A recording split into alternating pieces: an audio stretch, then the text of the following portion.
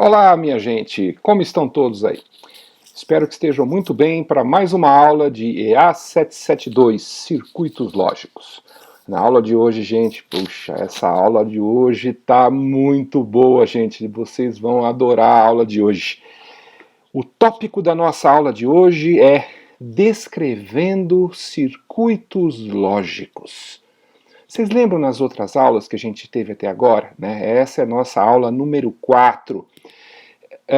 Na primeira aula, eu falei um pouco para vocês sobre a diferença entre circuitos digitais, circuitos analógicos, falei um pouquinho também para vocês sobre as diferentes tecnologias, como é que a gente usa informação. E aí, gente, não sei se vocês se lembram, eu comentei para vocês que um dos tipos de sistema mais importantes que a gente tem no nosso dia a dia é o computador digital. Vocês querem saber como que faz um computador digital? Vocês querem entender como que a gente constrói um computador digital? Gente, nós vamos começar a ver isso aqui na nossa aula de hoje, tá bom? Bom, gente, como eu comentei com vocês, né, na nossa aula de hoje, nós vamos falar sobre descrevendo circuitos lógicos. Poxa, afinal de contas, que será que é essa história de descrevendo circuitos lógicos?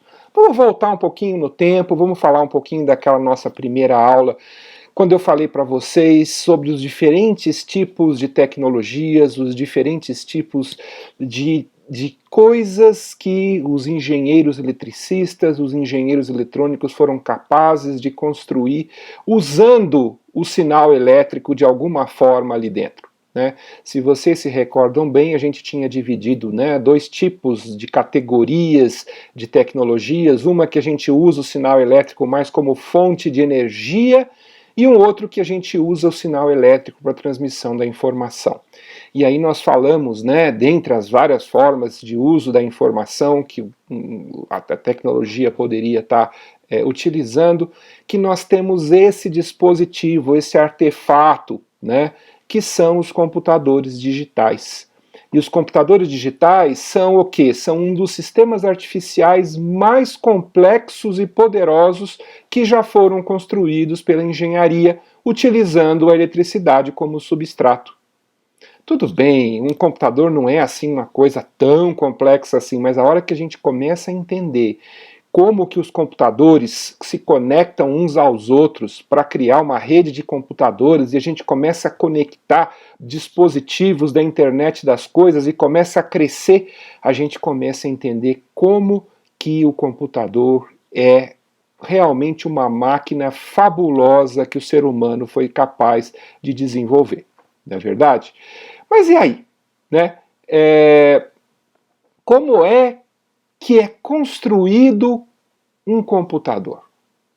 Eu tenho certeza, gente, muitos de vocês, quando resolveram vir aqui para a Unicamp fazer engenharia elétrica ou está fazendo engenharia de computação, no fundo, vocês queriam entender, mas afinal de contas, como que a gente constrói um computador? Né? Como que ele é composto? Quais e como funcionam os seus subsistemas? Qual que é a lógica que está por trás do funcionamento de um computador? Tá certo? E isso é algo que, de certa forma, nós vamos explicar para vocês. Tá? E não é muito longe não, nós vamos explicar, nós vamos começar a fazer essa jornada hoje. Na aula de hoje, gente, eu falei para vocês, a aula de hoje está muito boa. Vocês vão gostar da aula de hoje, gente. Bom, como que a gente constrói um computador? E a resposta com circuitos lógicos. Vocês vão ver então por que nós estamos estudando circuitos lógicos. Por que a primeira disciplina, tudo bem, se a gente contar a programação é a segunda, mas talvez seja a primeira também, porque muitos de vocês estão fazendo programação ao mesmo tempo que fazem circuitos lógicos. Mas qual que é a primeira, mas se não a primeira, talvez uma das mais importantes bases para a gente ser capaz de entender como funciona o computador? E nós vamos ver que é exatamente na compreensão do que são os circuitos lógicos. Nós podemos entender os circuitos lógicos, como as pessoas às vezes falam em inglês, como os building blocks, né? Os blocos construtivos básicos que a gente conecta uns aos outros para poder chegar num computador. E vocês começam a entender então por que é tão importante esse curso aqui, gente. Por que é tão importante vocês estudarem circuitos lógicos? Porque entendendo bem como funcionam os circuitos lógicos é que vocês vão ser capazes de construir um computador, vão ser capazes de entender como funcionam os diferentes sistemas e subsistemas que são necessários para a gente construir um computador. Tá certo?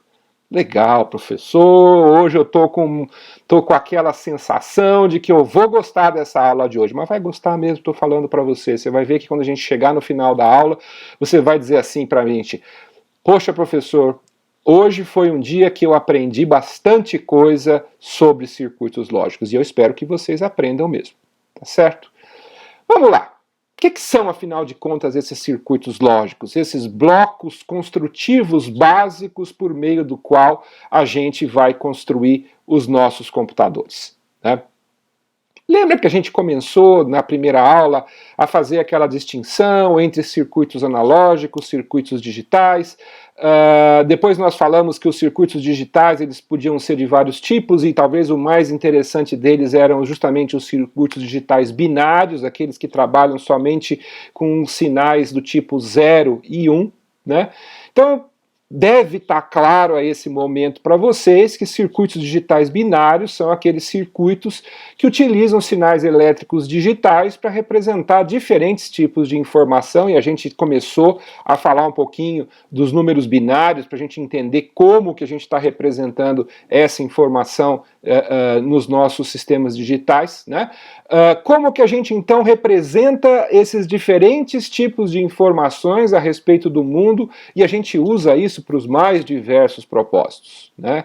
Nós vimos que tudo isso está baseado em cima desse negocinho aí que a gente chamou de sinais elétricos digitais binários. Sinais elétricos que assumem a cada instante de tempo somente dois valores lógicos, 0 ou 1. Nós vimos também que tem algumas convenções, então 0 pode ser 0 volts, mas 1 não precisa ser 1 volt, né?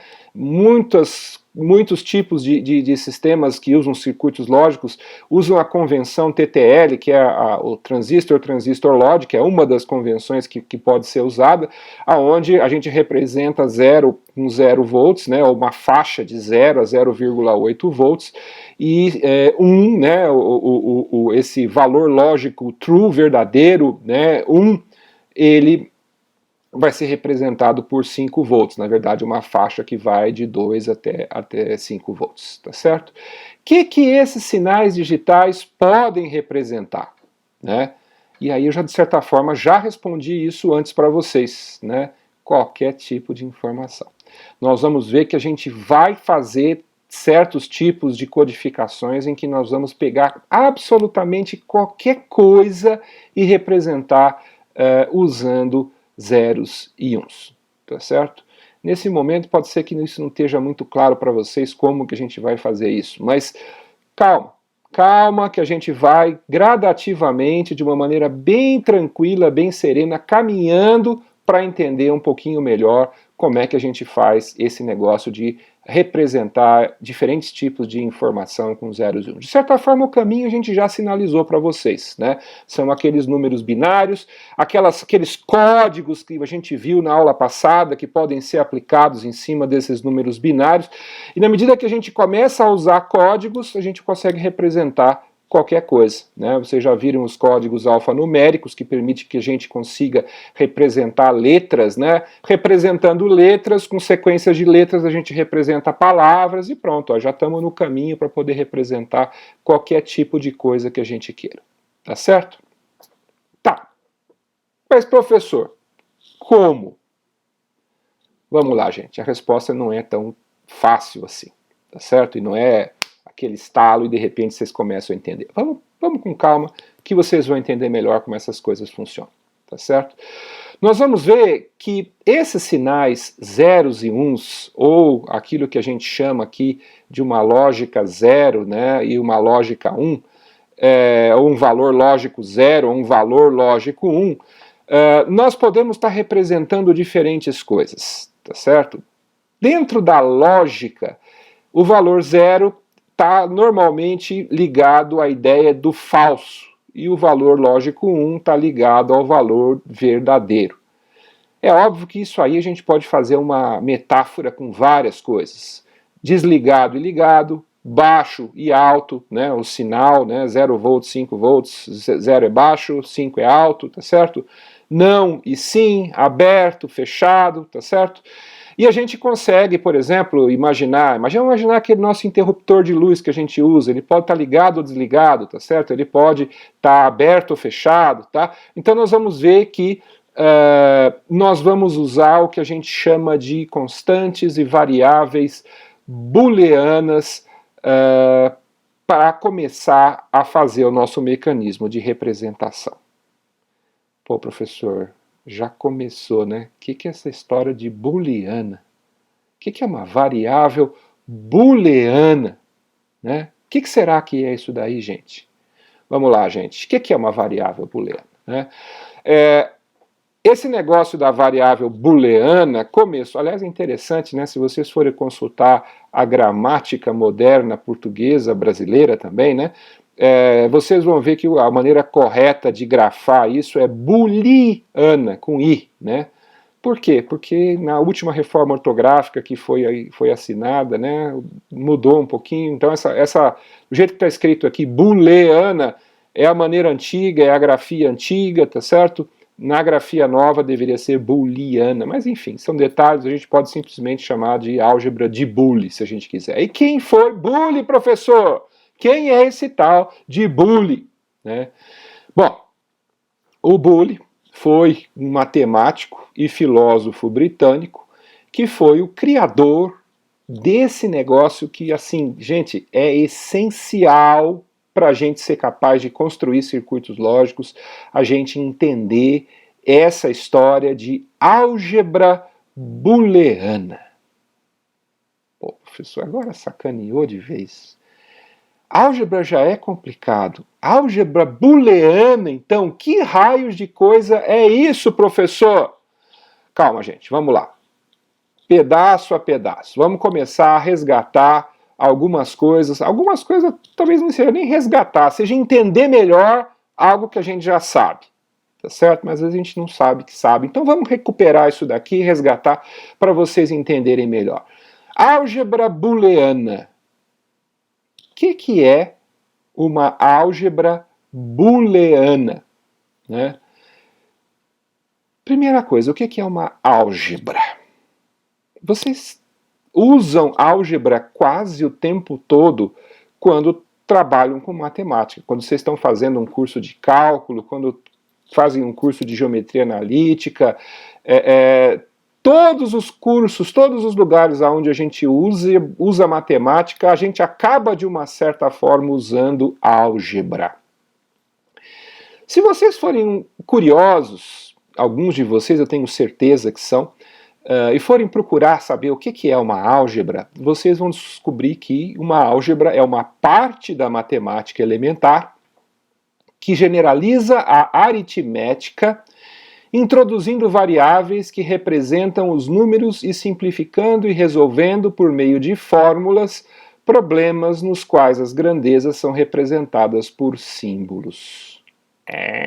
Que definição chata, professor. Tem que ler 10 vezes para poder entender. Vamos lá. Vamos tentar entender o que é uma álgebra, porque, gente, isso é muito importante. A gente precisa entender esse negócio da álgebra booleana e vocês vão perceber que lá no final da aula de hoje nós vamos estar falando bastante de álgebra booleana para vocês poderem entender como funcionam os circuitos lógicos. Tá certo? O que é uma álgebra, gente? A gente usa álgebra o tempo todo, quando a gente está trabalhando com física, né? O que nós estamos fazendo? A gente pega uma equação de cinemática do movimento, por exemplo, e a gente coloca lá uma série de variáveis nas equações e a gente calcula a força, qual que é a massa, qual que é a aceleração, qual que é a velocidade. O que nós estamos fazendo? Olha que interessante, gente. Isso é uma coisa que a gente faz e nem percebe que faz. É que a gente está tão acostumado a usar a álgebra no nosso dia a dia que a gente não se toca do que é a álgebra e para que ela serve.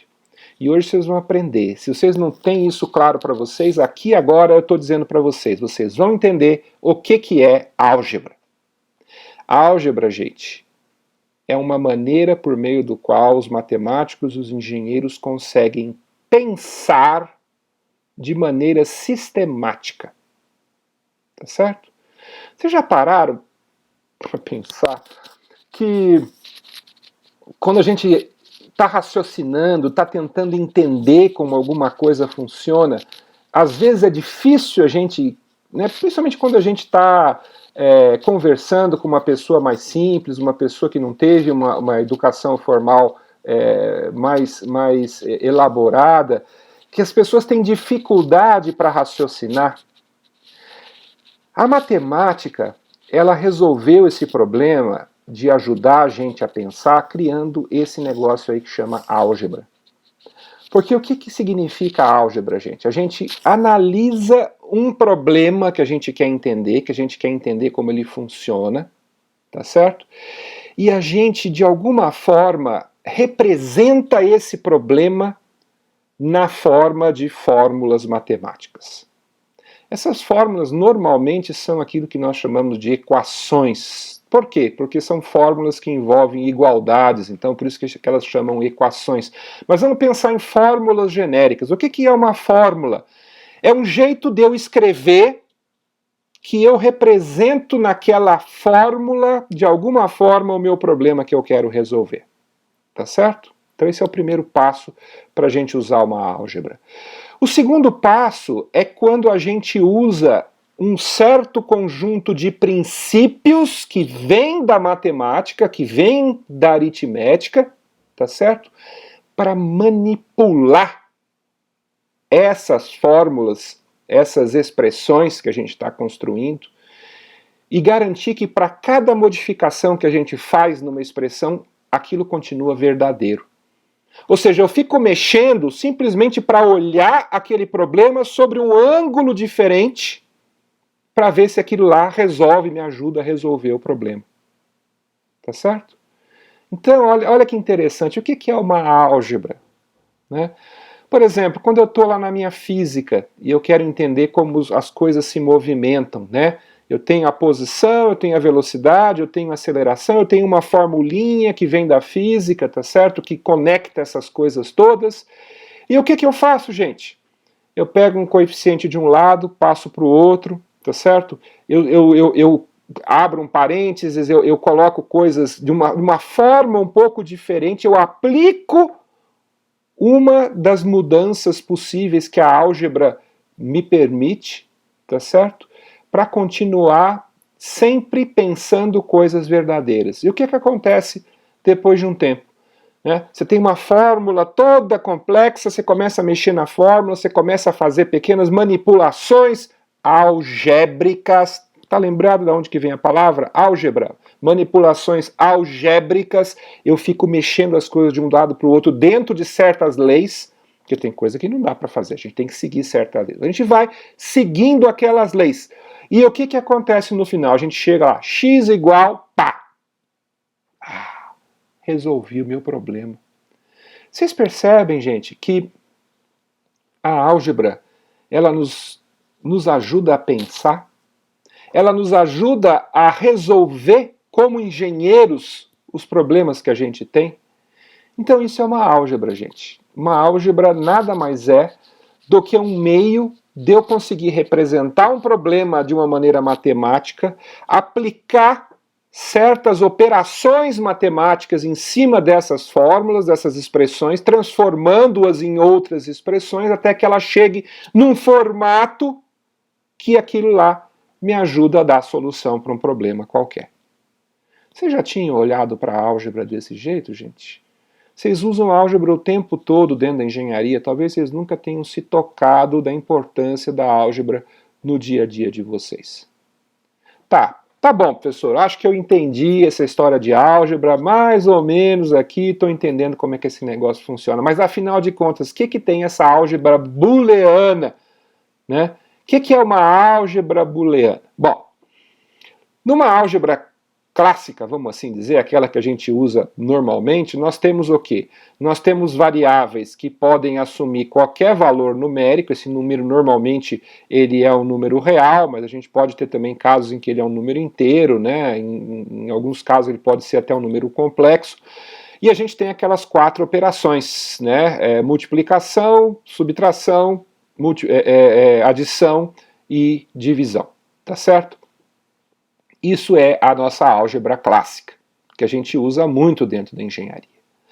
E esse cara aqui, gente, esse tal de Boole, ele teve uma sacada fantástica, porque ele estava estudando esses números binários que a gente começou a falar há 2 aulas atrás. E ele teve uma grande sacada. E se eu fizesse uma álgebra que as variáveis só pudessem assumir valores 0 ou 1? Então isso aqui é a grande sacada da álgebra booleana. Ao invés de eu ter variáveis que podem assumir valores genéricos, valores numéricos quaisquer, na álgebra de Boole, a variável só assume valor 0 ou ela assume valor 1.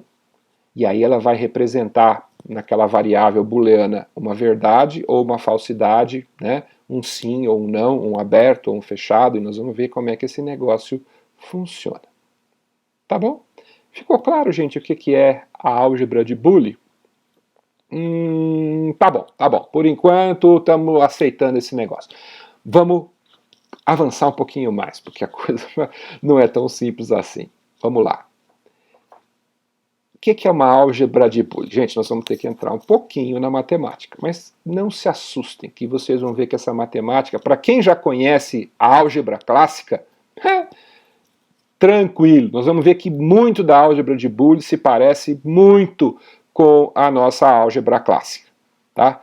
O que é uma álgebra de Boole? Bom, tem várias maneiras de definir, tá, gente? Se vocês procurarem, sei lá, procurarem ali como é que chama? Na Wikipedia ou em sites de internet, vocês vão ver essa definição de álgebra de Boole um pouquinho diferente, mas no fundo é a mesma coisa, né? Lá na Wikipedia, se vocês forem olhar, está aparecendo que a álgebra de Boole é uma sextupla, né? Aqui ela está aparecendo como uma tripla, né? É uma tupla, tá certo? É uma tupla XOV, aonde X é um conjunto de variáveis que podem assumir valores em V, e O é um conjunto de operadores definido, né? Nós temos 3 operadores na nossa álgebra de Boole. Só para a gente lembrar, né? Lá na álgebra clássica, né? Nós temos que operadores? Aqueles 4 que eu já tinha falado: adição, subtração, multiplicação e divisão. Tá? Aqui na álgebra de Boole nós vamos ter basicamente esses 3 operadores aí. Esses desenhinhos estranhos aí que eu não sei direito qual que é o nome deles. Vamos lá, vamos ver. O primeiro desses operadores, esse que parece um Vzinho, né, parece um acento circunflexo de ponta cabeça, ele é o que a gente chama de um ou OR, tá certo? OR porque em inglês, ou se for em português, tá certo? Como a gente lê muito livro em inglês, às vezes a gente acaba falando as coisas, né? A gente acaba criando esse anglicismo de falar as coisas todas em inglês. Tem gente que fica muito incomodado com isso e quer estar transformando tudo na linguagem, né? Já que a nossa língua é o português, nós temos que falar só ou, não vamos falar nada de or. Gente, relax, tá? Pode ser ou, pode ser or, né? Nós vamos ver que isso tem várias convenções diferentes e a gente precisa entender que é tudo a mesma coisa, tá? Mas esse símbolozinho que é o ou, tá certo?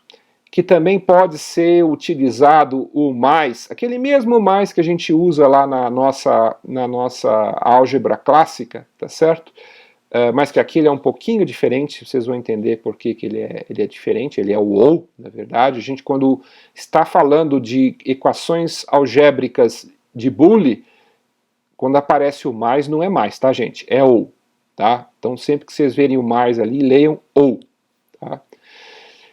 Bom, se nós temos esse operador ou, nós vamos ter um outro operador que é o que parece ali com um acento circunflexo, mas que fica bem no meio do texto, então não é um acento circunflexo, tá, gente? Não é um acento circunflexo, tá?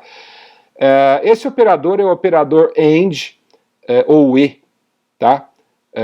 Que muitas vezes também aparece com esse asterisco aí, que também em alguns lugares denota uma multiplicação, né, ou até mesmo por um ponto.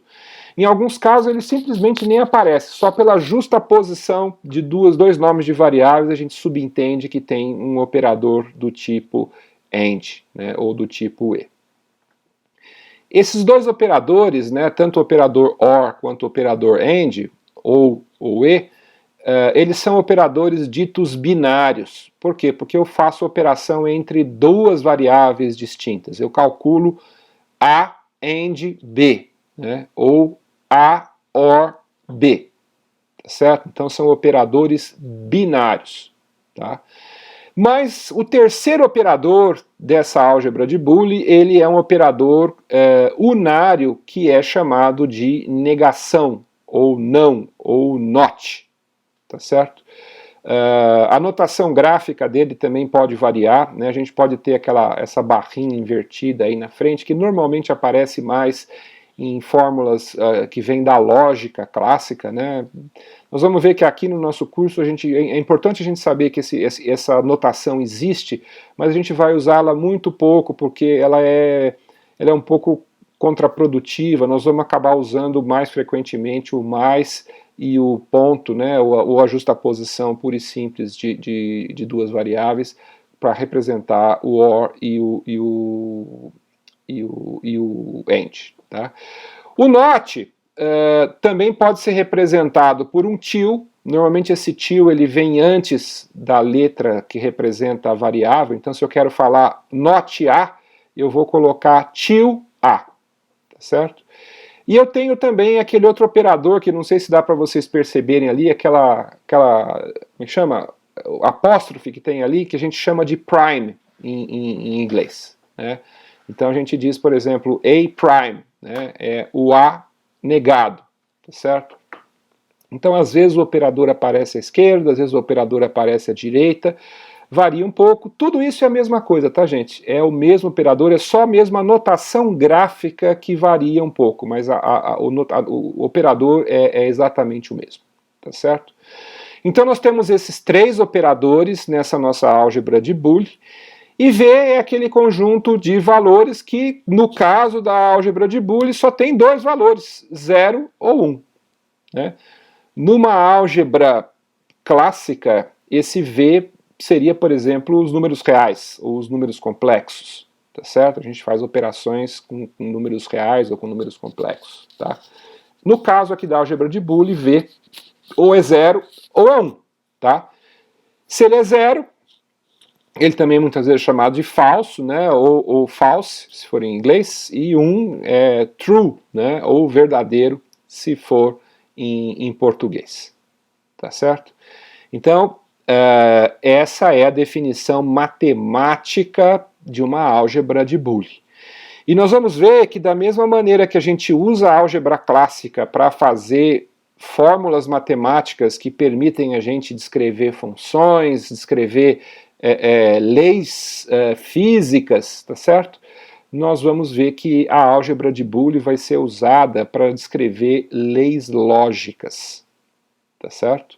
E nós vamos então usar essa álgebra de Boole para descrever leis lógicas, tá?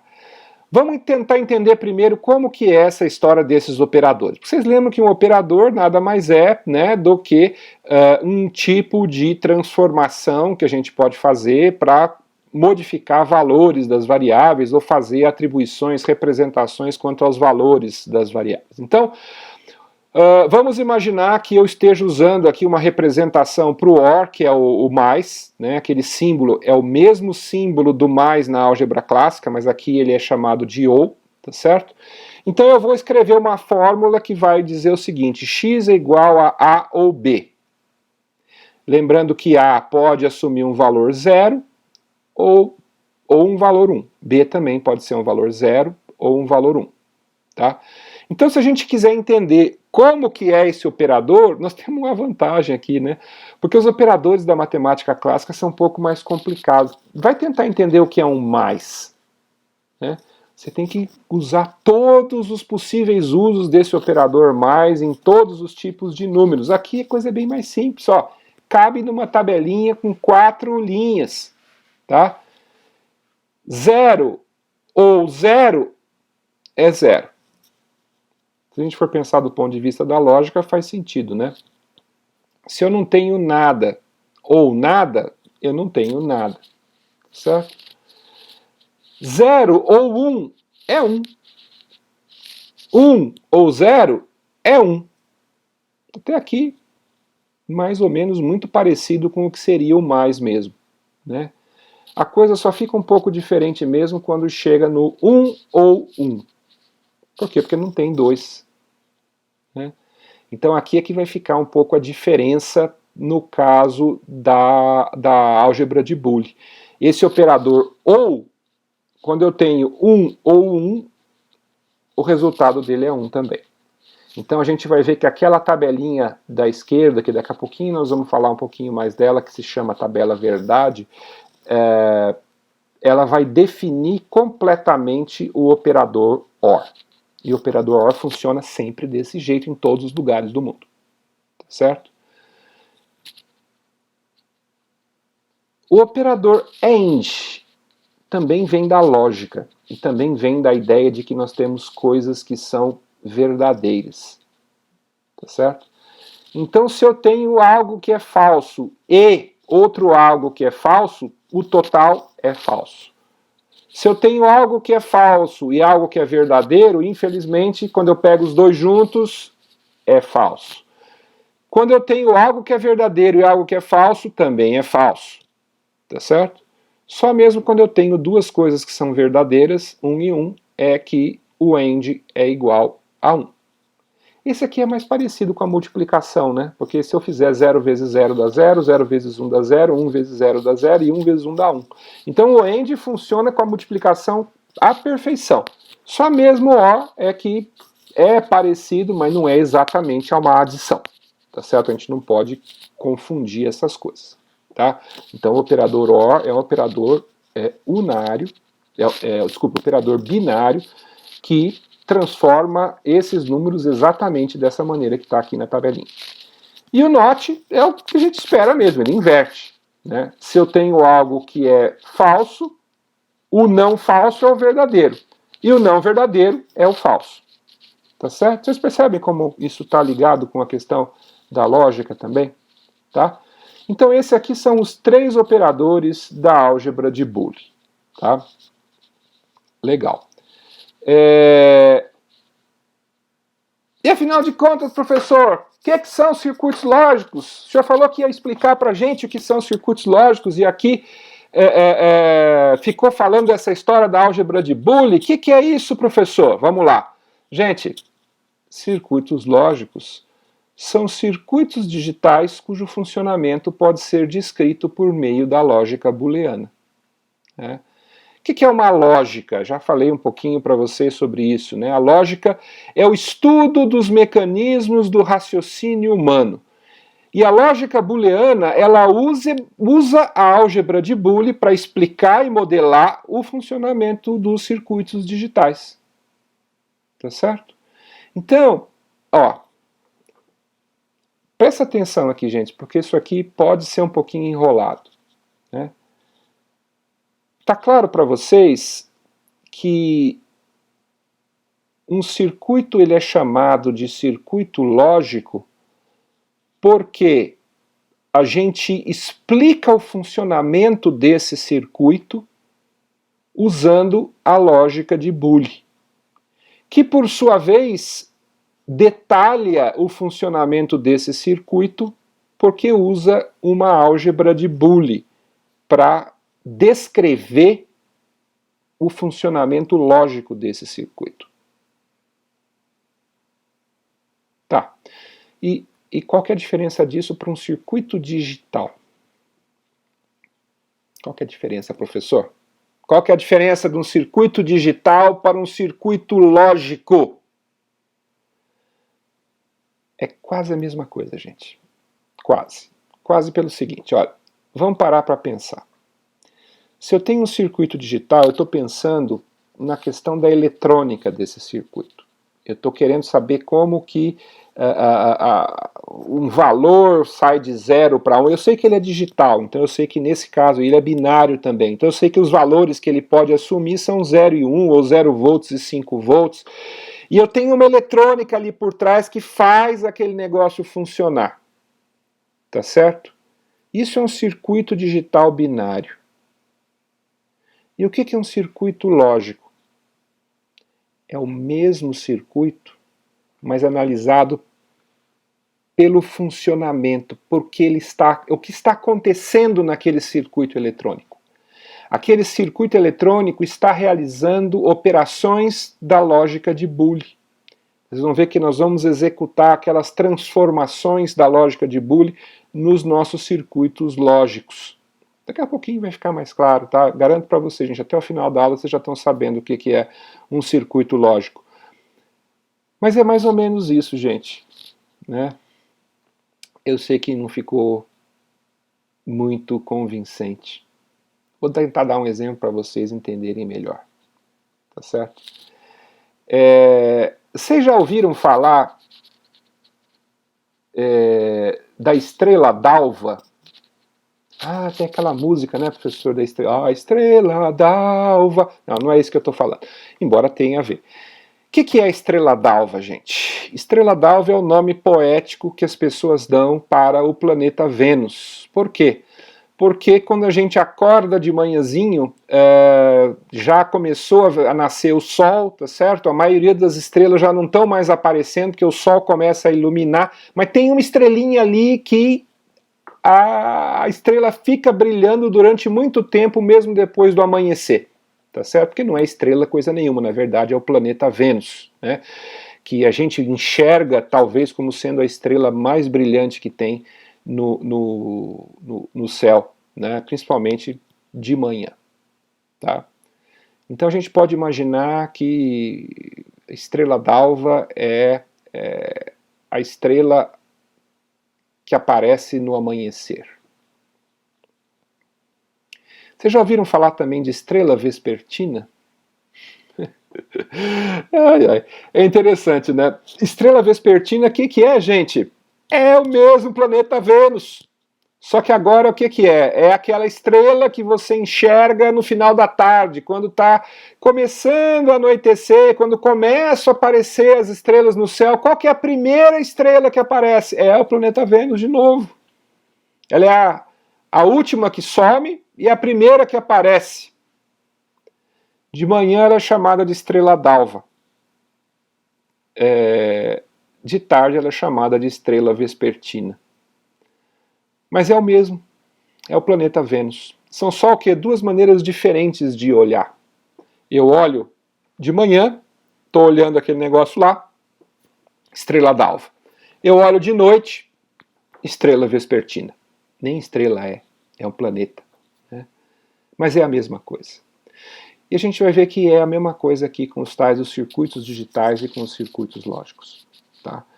Quando eu estou falando e usando a nomenclatura circuito digital, é porque eu estou interessado na tecnologia eletrônica que implementa aquelas operações que a gente usa num circuito digital, num computador digital, por exemplo.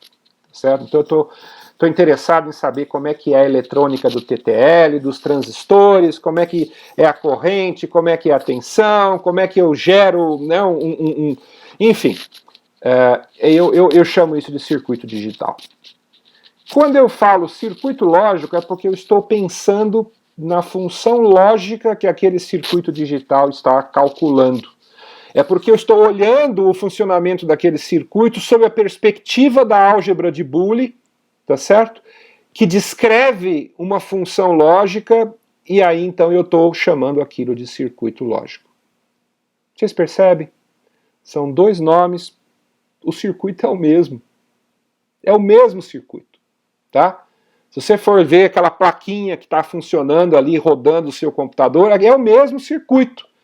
Se eu estou olhando ele pela perspectiva da eletrônica, eu chamo de circuito digital. Se eu estou olhando pela perspectiva da lógica, de funcionamento dele, o que está sendo executado sob uma perspectiva abstrata, é um circuito lógico. Tá certo? Ficou um pouco mais claro, gente, essa diferença entre circuito digital e circuito lógico? Se não ficou, volta aí o vídeo, escuta de novo a explanação, que lá pela terceira, quarta vez, tenho certeza que vocês vão entender o que significa isso. Tá bom? Vamos adiante, que tem bastante coisa ainda para a gente ver na aula de hoje, gente. Vamos lá. Esse slide aqui é interessante. Esse slide aqui, ele de certa forma, ele resume o nosso curso quase que inteiro. Tá? Porque quando a gente vai estudar os circuitos lógicos, nós vamos estudar esses circuitos sob diferentes perspectivas, de como que eles funcionam e as bases que estão por trás do funcionamento deles. E nós vamos ver que a gente pode dividir todos os circuitos lógicos em 3 categorias de circuitos. Tá? O primeiro deles é o que a gente chama de circuitos combinacionais. Daqui a pouquinho vai ficar um pouco mais claro para você. Nós vamos ter aulas mais lá na frente que nós vamos falar só sobre circuitos combinacionais, vamos focar direitinho em cima dos circuitos combinacionais, então não se preocupem tanto no momento. Mas é um dos tipos de circuitos lógicos que a gente usa, o mais simples de todos. Muitos dos circuitos que nós vamos mostrar aqui hoje, na aula de hoje mais lá na frente, são circuitos combinacionais. Tá? São circuitos que não possuem elementos de memória. Nesse momento, talvez não esteja muito claro ainda o que é um elemento de memória, mas daqui a pouquinho vai ficar um pouco mais claro. Tá? E também tem uma característica interessante, eles não possuem realimentação. Ou seja, eu não posso ter um circuito combinacional que eu pego a saída dele e ligo um fiozinho de novo na entrada. Isso é uma realimentação. Tá? Se eu fizer isso, esse circuito deixou de ser combinacional. Não é combinacional mais. Tá certo? Ele passa a ser um outro tipo de circuito. Tá? Então, um circuito combinacional, primeiro, não tem elemento de memória, segundo, não pode ter realimentação. Se eu puser realimentação, ele perde essa capacidade, essa propriedade de ser um circuito combinacional. Tá? Então esse é o primeiro tipo de circuito lógico que a gente vai estudar, e nós vamos gastar algumas aulas aqui na frente agora estudando os circuitos combinacionais, algumas características de como que eles aparecem, como que eles são, diferentes coisas que eles podem fazer. Tá certo? Como que a gente projeta um circuito combinacional, vocês vão ver que existe uma forma canônica para representar um circuito combinacional, tem toda uma teoria por trás que nós vamos estar estudando aqui ao longo do curso. Tá certo? O segundo tipo de circuito lógico que a gente vai estudar mais para frente, né, daqui a algumas aulas lá na frente, são os latches e flip-flops. Esses nomezinhos são bem... mas enfim, né, flip-flop.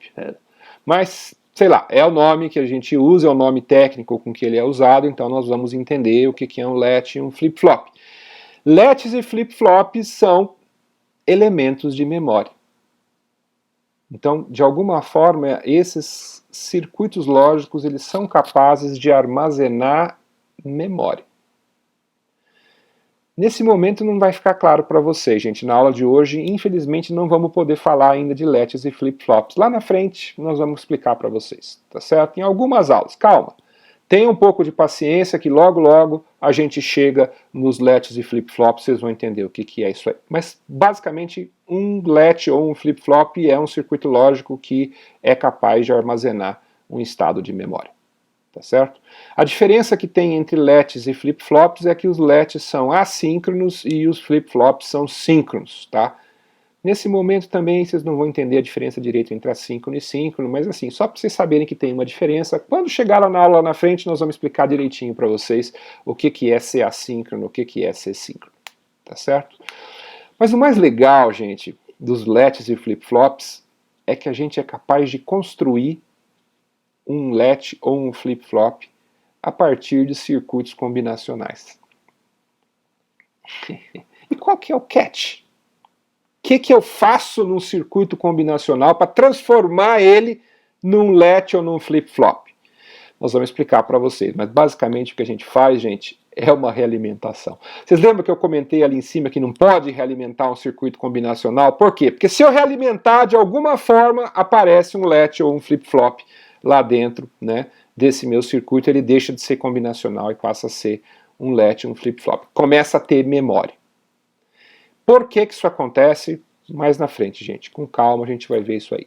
Tá certo? Mas por enquanto vamos pôr na cabeça. Ó, nós temos, até agora vimos circuito combinacional, que é o mais simples, a gente coloca uma realimentação, ele se transforma num latch ou num flip-flop, e aí o que a gente faz? A gente começa a combinar circuitos combinacionais com latches e flip-flops, e a gente começa a montar o que a gente chama de circuitos sequenciais.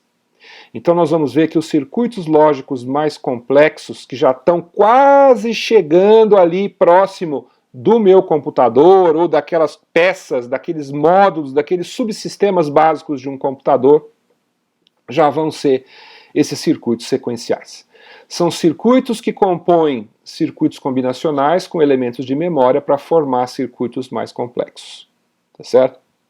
E nós vamos ver que o nosso computador nada mais é do que uma conexão de uma certa maneira de vários tipos de circuitos sequenciais, e a gente acaba então chegando no nosso computador. Vocês percebem por que eu falei que esse slide ele é importante, gente? Se eu tiver uma coisa que eu gostaria que vocês daqui a 10 anos conseguissem se lembrar desse curso de circuitos lógicos, é esse slide aqui. Tá? Só para vocês sacarem a importância desse slide aqui para vocês. Tá? Ele resume o nosso curso de circuitos lógicos assim de uma maneira brilhante, tá certo? Nós vamos começar estudando circuitos combinacionais, depois nós vamos estudar certos tipos de circuitos combinacionais interessantes, né, que são aqueles que servem para a gente fazer contas, né, que vão estar sendo capazes de executar certas operações matemáticas. Depois nós vamos incrementar e fazer os latches, depois nós vamos usar os latches para fazer uns circuitos sequenciais mais interessantes, e a ideia é que lá no final do curso a gente esteja chegando bem próximo, se não chegar, na implementação de um pequeno computador. Tá certo? Então isso aqui, esse slide aqui, ele é um caminho, ele é uma rota, é uma navegação para o que vai acontecer lá na frente no nosso curso. Legal, professor, falei para vocês que ia ficar bom, falei para vocês, ó, aqui já estamos entendendo um pouquinho mais de como que funcionam os circuitos lógicos, tá certo? São categorias diferentes de circuitos lógicos. Eu sei que na cabeça de vocês isso ainda não está muito claro, por que a gente chama de circuito, calma, vai chegar o momento, poucos slides mais na frente nós já vamos estar chegando lá, tá certo? Legal. Eu falei para vocês lá desse conceito de tabela verdade.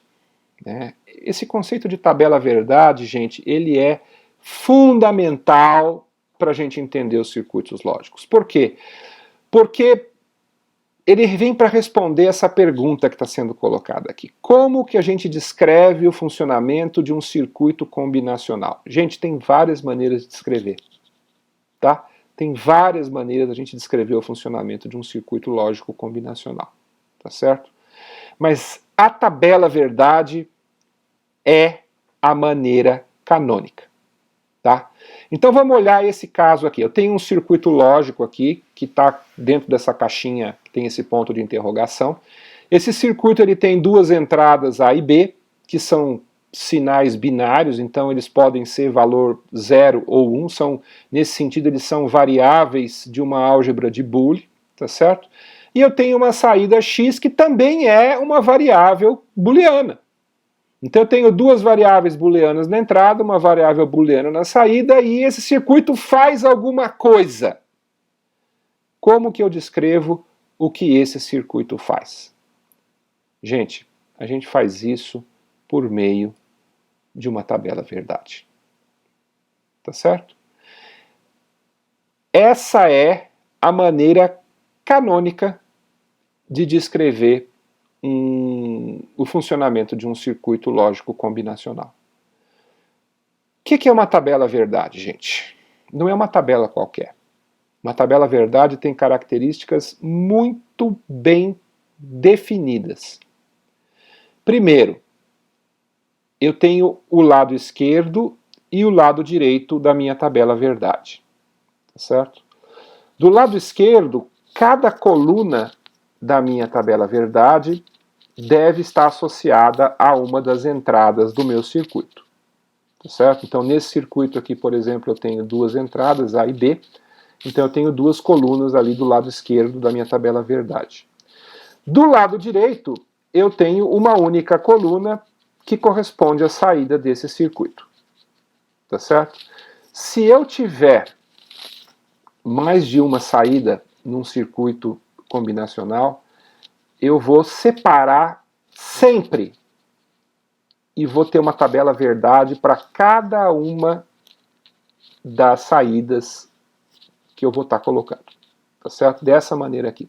Do lado esquerdo, todas as entradas, do lado direito, a saída. Se eu tiver várias saídas, eu posso colocar todas elas aqui ao mesmo tempo também, tá certo? Mas eu posso também separar e ficar com várias tabelas verdades independentes. Na prática, cada uma delas é independente da outra, porque o circuito não tem realimentação. Então, não tem perigo, por exemplo, das coisas estarem, dos sinais estarem se realimentando ali dentro e causando algum efeito estranho, tá certo? Em circuitos combinacionais não temos realimentação, então ela é uma função direta da entrada. Então eu posso tratar ela de maneira totalmente separada, isolada. Tá certo? Tá. Faltou falar uma coisa importante aqui, tá? Outra coisa que eu não sei se vocês perceberam que acontece numa tabela verdade é que depois que eu crio essa tabela e coloco ali as minhas colunas, eu faço o quê? Isso aqui também é outra coisa importantíssima, gente, numa tabela verdade. Eu coloco todas as possíveis combinações das entradas. Então, ó, no caso de duas entradas, quantas combinações possíveis eu posso ter? 4. 0 e 0, 0 e 1, 1 e 0, 1 e 1. Certo? Se eu tiver um número maior de entradas, eu vou ter que colocar mais linhas na minha tabela. Tá? Se eu tiver 3 entradas, eu vou ter quantas linhas? 8 linhas. Se eu tiver 4 entradas, eu vou ter quantas linhas? 16 linhas. Vocês percebem a ligação disso com aquela dos números binários que a gente, né? 2 elevado a 2, 2 elevado a 3, 2 elevado a 4. Se eu tiver N entradas, quantas linhas eu vou ter? 2 elevado a N. Tá certo? E, gente, olha, é que nem eu já tinha comentado isso antes de estar escrito aqui. As tabelas verdade são o modo canônico de especificar o funcionamento de um circuito combinacional. Eu posso especificar o funcionamento de um circuito combinacional por meio de uma equação algébrica, usando álgebra de Boole. Mas a maneira canônica é sempre por meio de uma tabela verdade, porque por meio da tabela verdade eu estou olhando caso a caso o que acontece naquele meu circuito. Então, como eu estou esgotando todas as possibilidades, não tem como eu errar. Eu vou lá e especifico para cada um deles qual que é o valor. Esse aqui é 0, esse aqui é 0, esse aqui é 1, esse aqui é 1, esse aqui é 0. Não tem como errar. Quando eu coloco uma equação com uma função matemática qualquer ali, booleana, eu posso pensar errado, eu posso achar que a equação é aquela, mas na verdade não é. Quando eu construo a tabela verdade, não tem esse perigo. Eu estou analisando caso a caso e vendo como é que está lá. Nós vamos ver mais lá na frente, quando a gente estiver fazendo o projeto de circuitos digitais, que quando a gente vai projetar um circuito digital, a gente começa pela tabela verdade e transforma, a partir da tabela verdade, a gente descobre a equação algébrica. A gente nunca usa a equação algébrica direto, porque a tabela verdade é que realmente coloca a informação do jeito que eu preciso. Tá certo? Então é muito importante isso, a gente não pode negligenciar a importância da tabela verdade. Se vocês forem ver lá no livro, é uma seçãozinha desse tamanho aqui, eu estou gastando bastante tempo para explicar isso, porque, gente, isso é muito importante, não é pouco importante, é muito importante, tá? A gente usa a tabela verdade para definir o funcionamento de um circuito lógico combinacional, tá? Quando eu coloco a tabela verdade, eu defino sem nenhum tipo de equívoco como que esse circuito vai funcionar. Eu estou dando toda a lógica de funcionamento desse meu circuito. Ok? Como eu já adiantei para vocês, né, uma das propriedades dessas tabelas verdades é que as tabelas verdades podem ser descritas por meio de expressões da álgebra de Boole. Né?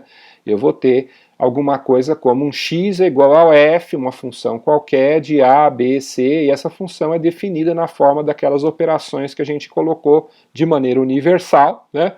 O OR, o AND e o NOT. Tá certo? Então, só alguns exemplos aqui para a gente se acostumar com a notação, né? Todas elas são a mesma função, tá, gente? Só para vocês entenderem como é que essa notação pode ser um pouco diferente. X é igual a AND B mais NOT C D, né? Ou C negado D, tá certo? Da mesma, ó, repara que eu estou usando o ponto para representar o AND e o mais para representar o OR. E estou usando o prime, né? O apóstrofe ali para representar o NOT. Na segunda linha é quase a mesma coisa, mas ó, eu nem coloquei o ponto. Eu simplesmente justapus AB, eu já sei que AB é A.B ou A AND B. Tá? Na terceira linha eu usei aquele asterisco, tá certo? Que é outra maneira também de representar. Na quarta linha eu usei aqueles funtores, né? O AND, o OR e o NOT, que a gente tinha comentado antes. E embaixo eu usei aquele barra, né? O C está barrado, tá certo? Então eu estou usando essa notação da barra para representar a negação. Então é AB, ou A AND B, ou C barrado AND D. Né? Ou, se vocês quiserem falar rapidamente, AB mais C barra D. Tá certo? Tudo isso são notações. Tá? Todas essas aqui representam a mesma lógica, tá certo?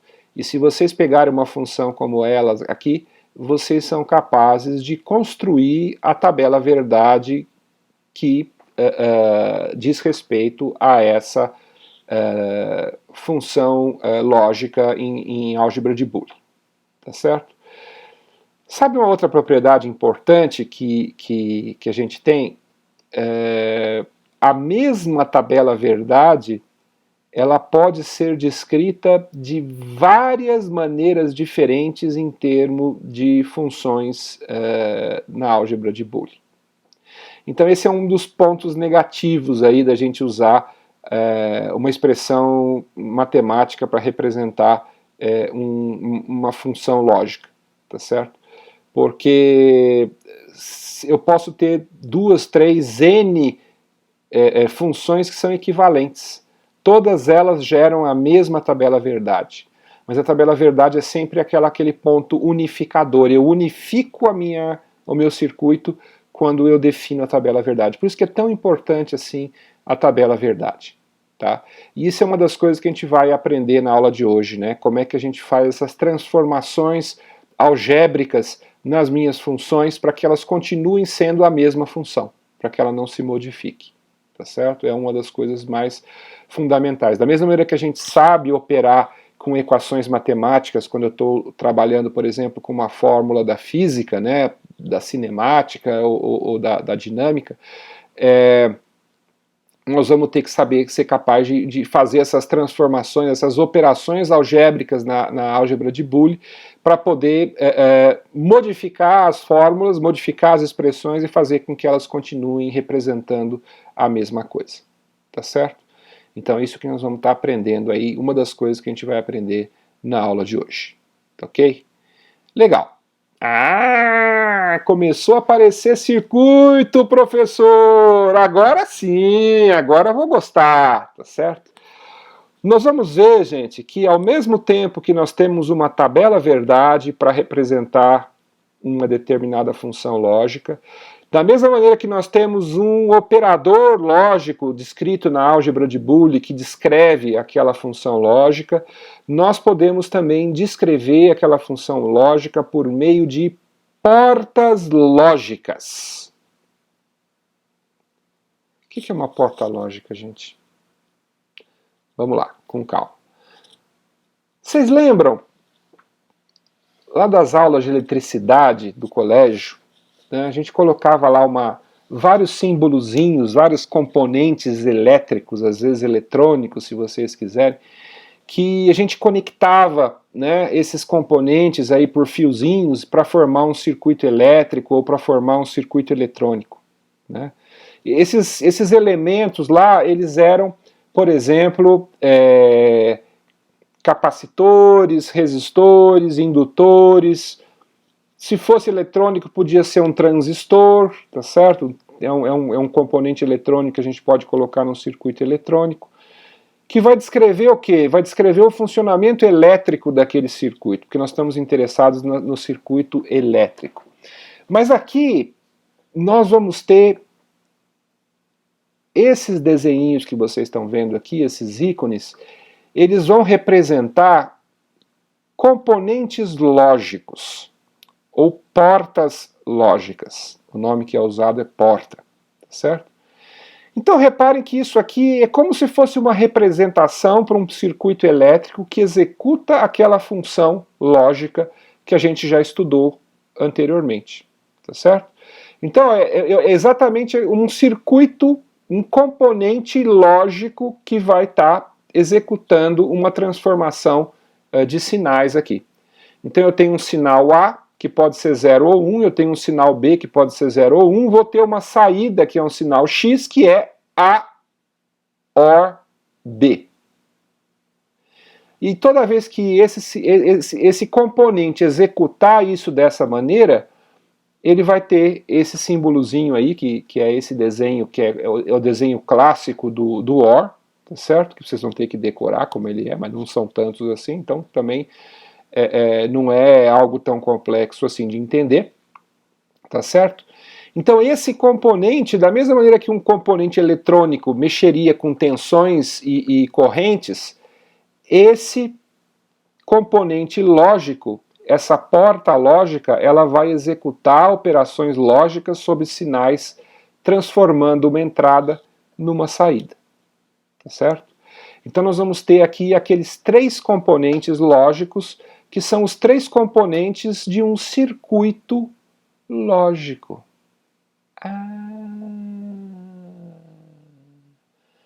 Acho que agora eu estou entendendo. Vamos olhar. Nós falamos que a álgebra de Boole trabalha com três operadores, então nós vamos ter três portas lógicas, que são os componentes básicos.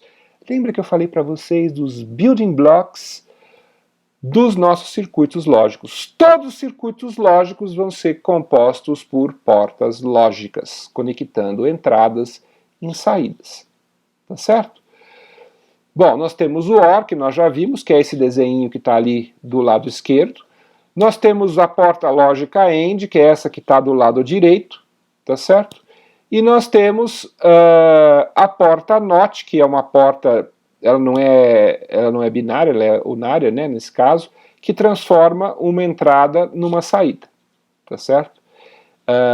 E aqui vale a pena mencionar, né, aquilo que está ali no cantinho, ali, se vocês forem olhar com cuidado ali, aquela bolinha que tem ali na pontinha do triângulo. Tá? Essa bolinha é que efetivamente faz a inversão do valor lógico, aonde eu transformo um 0 num 1, ou transformo um 1 num 0. Tá? Então a representação para o NOT é um triângulo com uma bolinha na ponta, e essa bolinha que faz a inversão. É importante falar isso porque vocês vão ver lá na frente que vão ter outras portas que são derivadas dessas três portas, e aí a gente vai ver que essa bolinha vai aparecer de novo em outras circunstâncias. Tá certo? Gente, esses são os três componentes básicos que a gente tem num circuito lógico. E o interessante é que quando a gente faz a conexão de um circuito lógico com a álgebra de Boole, nós vamos ver que existe esse mapeamento intrínseco entre esses três tipos de portas lógicas e os três tipos de operadores que eu tenho numa álgebra de Boole. Tá certo? Então são as três operações que eu faço do ponto de vista algébrico, são as três componentes os 3 componentes que eu vou ter num circuito lógico que vai funcionar segundo a lógica de Boole, segundo a descrição funcional dos operadores da lógica de Boole, tá certo? Da álgebra de Boole, tá? Bom, podemos ter também portas com mais entradas, então eu posso ter um OR de 3, um OR de 4, um OR de N, posso generalizar quanto eu quiser, um AND de 3, um AND de 4, um AND de N, só note que não dá para generalizar, mas tanto o OR quanto o AND eu posso ter ele com mais entradas, né? A função lógica dele vai ser dada ali, né? O x vai ser igual a OR B, OR C, né? E aqui embaixo o x vai ser A, AND B, AND C, ou x é igual a ABC e x é igual a mais B mais C, onde mais agora é OR, não é? É um mais com números binários, tá certo? Desculpe, é um OR de fato, tá? Não é uma adição. A gente tem que tomar cuidado porque mais para frente nós vamos falar de adição, aí pode causar um pouco de confusão, tá? É um OR, é aquela operação que nós vimos na tabela verdade ali atrás, que definia completamente como é que essa operação funciona, ok? Legal. Bom, como que a gente descreve? Bom, já ficou claro que a gente pode então agora criar circuitos quaisquer com esses nossos 3 componentes, né? As portas AND, as portas OR e as portas NOT, tá certo? Como que eu descrevo esse meu circuito algebricamente, né? E aí nós vamos ter aquelas convenções, da mesma maneira que a gente tem convenções na álgebra clássica, né, que a gente diz, não, primeiro a gente computa a multiplicação e depois a gente computa a adição, aqui na álgebra de Boole é a mesma coisa. Se dentro de uma expressão eu contenho ambas as portas AND e OR, a operação AND deve ser realizada em primeiro lugar. Certo? Então, ó, se eu tiver uma função lógica ali, x é igual a AND B ou C, a gente primeiro coloca ali, né, o A AND B, então o AND é calculado primeiro, e depois eu tenho o OR. A menos que tenha um parênteses na expressão. Então, ó, repara no segundo circuito lógico ali de baixo, eu tenho o quê? Eu tenho um A ou B entre parênteses fazendo um AND com o C. Aí o circuito lógico vai ser ao contrário. Tá certo? Isso aqui não é muito complicado não, viu gente? É basicamente seguir aquelas regras clássicas que a gente está acostumado a usar na álgebra clássica. Tá certo? Só tomar um cuidado aí em algumas situações que tem 0 e 1 e tal, mas assim, é mais ou menos a mesma coisa, os princípios são os mesmos, então trabalhar mentalmente com a álgebra de Boole não vai ser tão complicado assim para vocês, tá? Mas nós vamos aqui estar oferecendo exercícios mais para frente, nós vamos estar oferecendo exercícios que vão permitir vocês mexerem com todos esses conceitos. Aliás, assim, eu estou até pensando em preparar uma aula de exercícios aqui na próxima aula, porque essa aula de hoje, a quantidade de exercícios diferentes que a gente pode fazer com os conceitos que são apresentados aqui hoje é um negócio gigantesco. Tá? Vocês vão perceber que essa aula é bastante pesada do ponto de vista conceitual, mas a gente consegue fazer um monte de coisa com esses conhecimentos que a gente está obtendo aqui hoje, ok? Legal. Temos aqui vários outros exemplos, então eu posso montar esses meus circuitos lógicos aqui, colocar essas minhas portas lógicas, e eu vou devagarzinho fazendo o cálculo, tá certo? A gente vai calculando todos aqueles sinais intermediários que a gente tem ali no nosso circuito, e eu sou capaz de calcular, então, a fórmula algébrica que descreve a saída de um circuito lógico baseado nos valores lógicos das entradas. Tá certo? Aqui também, eu sei que esses exemplozinhos aqui são fáceis, são simples de entender, as coisas podem ficar mais complexas, né, mais para frente, mas via de regra não tem muito mistério isso aqui não, tá gente? A gente pensar um pouquinho, quebrar um pouco a cabeça e a gente consegue muito facilmente, olhando para o circuito, ser capaz de definir a equação algébrica que descreve a função lógica gerada pelo circuito. tá? Também vamos disponibilizar para vocês vários exercícios também nesse sentido, para vocês treinarem para fazer isso daqui em situações distintas, tá certo? A maioria das vezes é bem intuitivo, bate o olho, você entende na hora o que está acontecendo. Às vezes o segredo é a gente pegar esses fiozinhos intermediários e fazer que nem está nessa figura aí. A gente vai escrevendo a equação aos pedaços a partir de como essas coisas vão sendo montadas. Então, ó, vamos pegar lá no exemplo lá em cima, né? Eu tenho o A entrando ali na entrada de uma porta NOT, na saída da porta NOT eu coloquei o quê? Eu coloquei o A barrado. Então quem está entrando na porta hora ali em cima é o A barrado, por um lado, e pelo outro lado o B. Então é meio óbvio que a saída ali daquele circuito vai ser o quê? Vai ser o A barrado mais B, tá certo? Mesma coisa aqui nesse circuitinho da direita, né? Eu estou primeiro computando o A mais B, aí eu estou negando esse valor, eu vou ter ali o A mais B negado, tá? Embaixo também é um circuitinho um pouquinho mais complexo, mas também percebam, é sempre a mesma coisa. Desde que a gente lembre de colocar em cada fiozinho o valor algébrico do que está sendo calculado ali, a gente faz isso morrendo de rir. O problema todo acontece quando a gente quer fazer tudo de cabeça. Então a gente fica com preguiça de colocar aquelas representações intermediárias, aí quer fazer tudo de cabeça e às vezes se perde. Aí na hora de gerar, se você tentar gerar ali a saída de uma vez só, olhando só para os anteriores, sem colocar aqueles valores intermediários, tem uma grande chance de você errar. É por isso que as pessoas perdem pontos no curso de circuitos lógicos, porque são afobadas e não querem ter o trabalho de fazer o que precisa fazer, tá? Garanto para vocês, gente, se vocês preencherem os valores intermediários ali, não vai ter erro, tá? Vai funcionar tudo direitinho e o cálculo da função lógica do circuito vai ser uma das coisas mais simples possível, tá? Temos aqui outro exemplo um pouco mais complexo, né? A gente vê que essas equações aí no final, elas acabam ficando bastante complexas, principalmente porque a extensão daquela barrinha, né? Ela começa a ficar em várias equações, e vocês vão ver que a álgebra de Boole ela é um pouco chata nesse sentido, porque a gente tem que ver a abrangência daquela barrinha ali, o quanto que ela abrange, né, da fórmula, para saber o que está sendo negado, tá?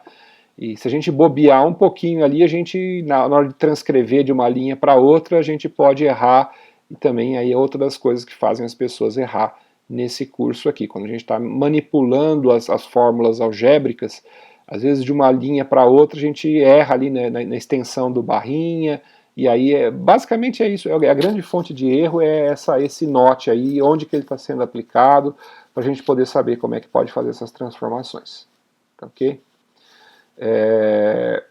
Tá, então vamos analisar como que a gente avalia a saída de um circuito lógico, tá certo? Então imagina que eu tenho esse circuito lógico aqui e eu quero saber qual que é a função lógica que está saindo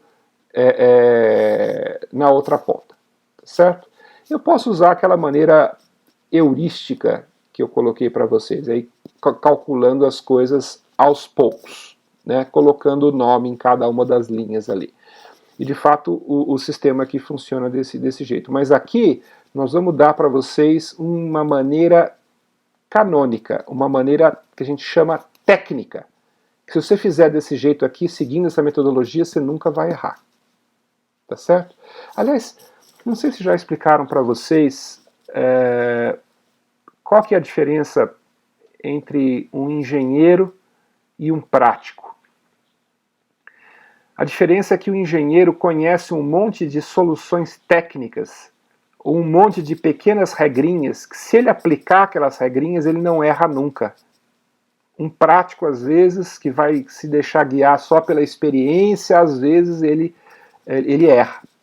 Justamente porque ele pensa que ele está levando todas as coisas em consideração e não está, ele esquece de algumas coisas.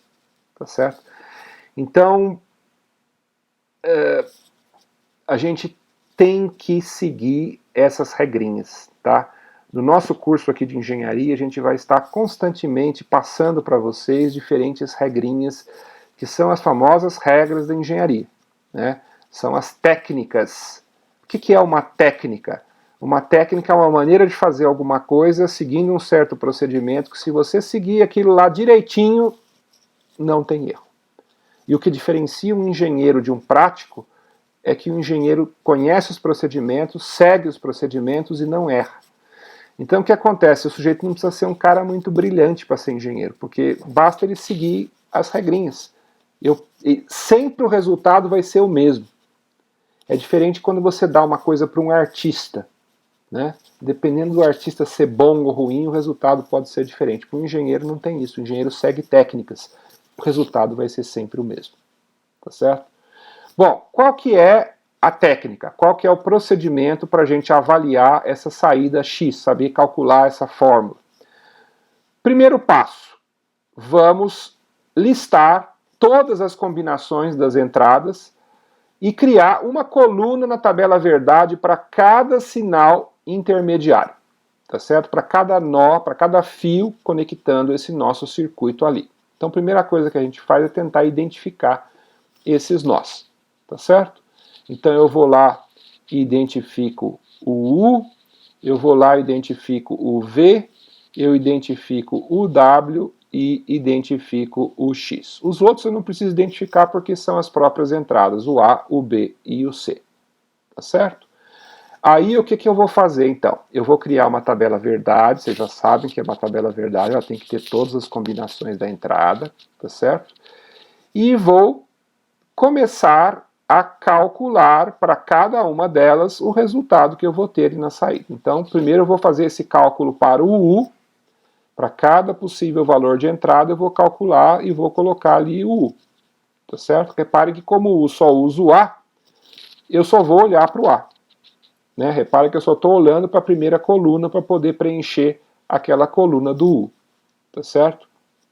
Então o nó U foi preenchido como sendo o complemento de A, seguindo aquele cantinho da esquerda ali no nosso circuito.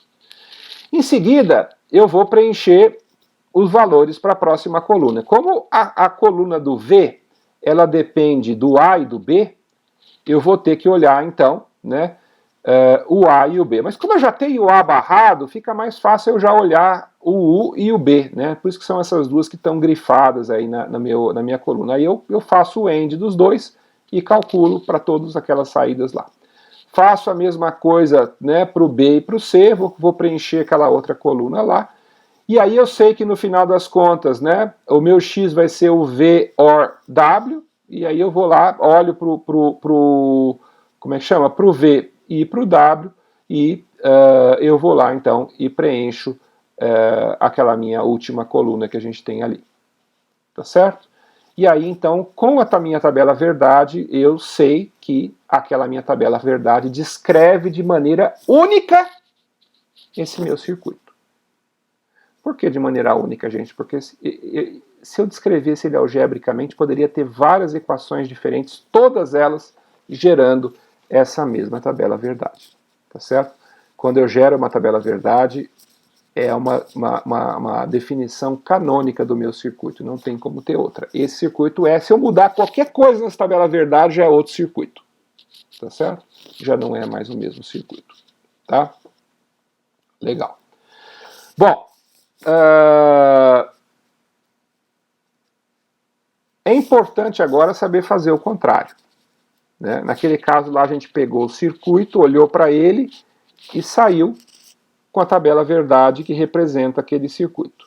Agora aqui eu quero fazer o contrário. Eu quero dar uma expressão booleana, certo? Uma função lógica, e eu quero ser capaz de construir o circuito lógico que implementa aquela função lógica, certo? Então vamos supor que a gente quer construir esse circuito equivalente a essa expressão, né? O valor de y é AC mais BC barra mais A barra BC, certo? A gente olhando para essa equação algébrica, a gente percebe ali que inicialmente a gente consegue talvez decompor ele como uma grande fórmula que envolve um OR de 3 termos diferentes. Então a gente vai iniciar a construção do nosso circuito introduzindo uma porta OR que implementa essa operação. Então se a saída do lado direito é AC mais BC barra mais a barra BC, a gente vai colocar aqueles 3 subcomponentes do lado de A, AC mais BC barra mais a barra BC. Tá certo? Na sequência, né, a gente vai indo para trás e vai dividindo isso. Né? Então ali em cima o AC vira um AND de A e C, embaixo o BC barra vai ser um AND de B e de C barra, e depois do C barra eu vou colocar um inversor para encontrar o C. E ali o A barra BC, mesma coisa, eu vou colocar o A barra, o B e o C colocados no AND, e depois eu vou pegar o A barra e vou colocar um NOT, e eu consegui, então, montei aqui o meu circuito a partir da minha equação do lado direito até chegar nas portas de entrada do lado esquerdo. Tá certo? Então, assim que a gente implementa um circuito a partir das expressões booleanas. Tá ok? Legal. Bom, vamos lá. Né? Até agora a gente falou que existiam aquelas 3 portas. A porta OR, a porta AND e a porta NOT. Mas nós vamos ver que é possível ter outras portas que são misturinhas dessas coisas. Tá? E aí, nós vamos ver que uma dessas portas interessantes para a gente são essas 2 portas que tem aqui, a porta NOR e a porta NAND. E a gente sabe que o NOR é a negação do OR e o NAND é a negação do AND. Então, se a gente olhar ali na tabela verdade, ó, a gente pode ver o quê? O símbolo que a gente usa é aquela bolinha na frente de um OR, ele vira um NOR, que é a mesma coisa do que colocar um NOT na frente de um OR, tá certo? E a tabela verdade do NOR vai ser igualzinho aqui, né, o espelho quase da tabela do OR, tá certo? Então aqui eu defini uma nova porta chamada de NOR, que basicamente ela é parecida com um OR, mas ela está com a saída dela negada. Tá ok? Vou fazer exatamente a mesma coisa para o NAND, certo?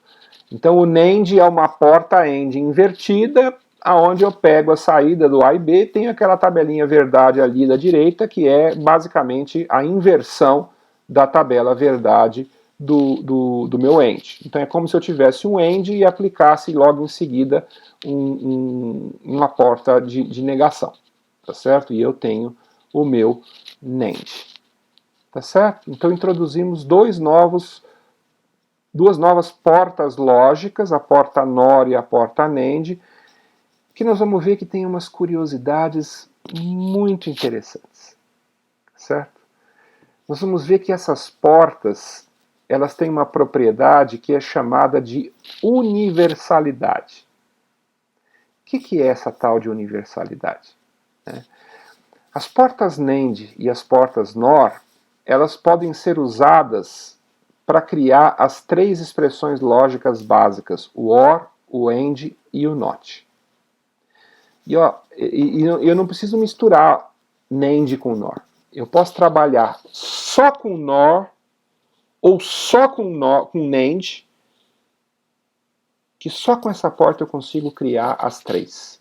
Eu consigo criar o OR, o AND e o NOT.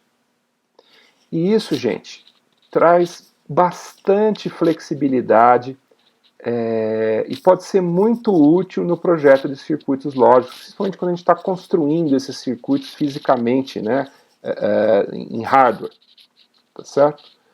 Vamos tentar entender um pouquinho como é que acontece isso, tá? Vamos dar uma olhada primeiro na universalidade do NOR. Olha que interessante. Vamos imaginar que eu não tivesse as 3 portas. Eu só tivesse NOR. A única coisa que eu tenho é NOR. Não tenho mais nada. Olha que legal. Eu combino ali, fazendo umas jogadinhas interessantes, e olha o que acontece ali.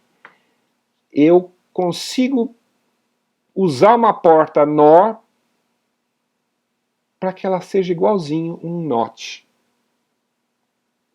Eu consigo usar uma porta NOR para ela ser igualzinha um OR. E eu consigo usar um monte de porta NOR para ser igualzinha um AND. Então é como se só precisasse de NOR. Com NOR eu faço tudo. Se eu tiver... Vamos supor que eu quisesse brincar. Eu quero ter um monte de componente. Eu quero montar qualquer tipo de circuito lógico. Então eu vou lá, né, na minha eletrônica, na minha loja de eletrônica, e eu falo, olha, me dá, sei lá, uns 1000 componentes NOT, uns 1000 OR, uns 1000 AND, e começo a montar o meu circuitinho. E aí quando chega lá, eu falo, putz, gastei todos os meus NOT, não tem mais. Gastei todos os meus OR, gastei todos os meus AND. Se a gente tiver guardado umas portas NOR, posso substituir qualquer uma delas por combinações e arranjos das portas NOR. Não é um negócio legal, gente? Eu acho bem legal essa propriedade aqui do NOR. Né? Outra coisa também que eu não sei se vocês notaram. Olha ali, dá uma olhadinha ali para vocês verem. Para implementar um NOT, quantas portas NOR eu preciso? Uma. Para implementar um OR, quantas portas NOR eu preciso? 2. E para implementar um AND, eu preciso de 3. Não é muito legal isso, gente? Para pensar. Olha que sacada desse negócio daqui. Né? Só com porta NOR eu implemento qualquer circuito. Então eu não preciso mais pedir, me dá 1000 porta NOT, 1000 porta OR, 1000 porta AND. Eu posso pedir, me dá 3000 porta NOR. E só com porta NOR eu faço qualquer coisa que eu quiser. Legal, né? Pois bem, essa mesma propriedade vale para o NAND também. Só com um NAND eu faço um inversor, só com... como é que chama? Com 2 NANDs eu faço um AND, e com 3 NANDs eu faço um OR. Então, exatamente, elas são quase que simétricas nessa universalidade. Tá certo? Tanto o NAND quanto o NOR, eles podem ser usados aí para a gente construir, né, qualquer um dos outros 3 tipos de portas. Então isso é uma qualidade interessante, em algumas situações isso pode ser útil. Vamos ver um exemplo de quando que isso aí pode ser útil? Né? Vamos imaginar que eu quisesse implementar esse circuitinho aqui, que eu estou utilizando aqui 2 portas AND e uma porta OR. Tá? Vocês vão ver depois, lá no laboratório, né, a gente tem um laboratório dessa disciplina, que é o EA773, que é o Laboratório de Circuitos Lógicos, a gente vai poder fazer implementações físicas com esses circuitos usando hardware de verdade. Tá? Então, nós vamos ver que existe uma família lógica chamada família 74, que ela implementa esses circuitos lógicos usando uma eletrônica digital do tipo TTL. Não precisa se preocupar com isso nesse momento. Tá? Só saber que isso acontece. E o que acontece é que eles vendem uns chips, né, que são uns componentes eletrônicos quadradinhos, com umas perninhas, né, que vocês já devem ter visto em algum lugar. E esses chips, na verdade, dentro deles eles implementam várias portas ao mesmo tempo. Certo? Então aquele 74LS08 ele implementa portas AND e o 74LS32 ele implementa portas OR. Certo?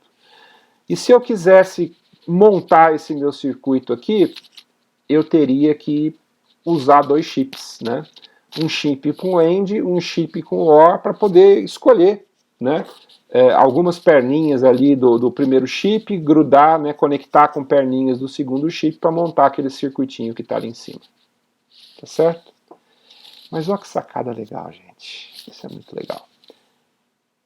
Eu posso fazer aquelas transformações, né? Eu transformo cada um dos ANDs em 2 NANDs e transformo aquele meu OR em 3 NOR. Tá certo? Aí depois eu percebo que eu tenho aqui ali aquelas portas 3 e 5, eu estou negando e desnegando, né? Então eu arranco elas fora, tá certo? E eu acabo resultando aqui um circuito que só tem NAND, que implementa a mesma função lógica daquele circuito original. Aí eu só preciso de um único chip daquele lá com 4 portas, vai até sobrar uma porta ali, eu conecto ele e eu vou ter o mesmo circuito lógico implementado, a mesma função lógica está sendo implementada nesse circuito. Tá certo? Legal, né? Bem legal isso aqui.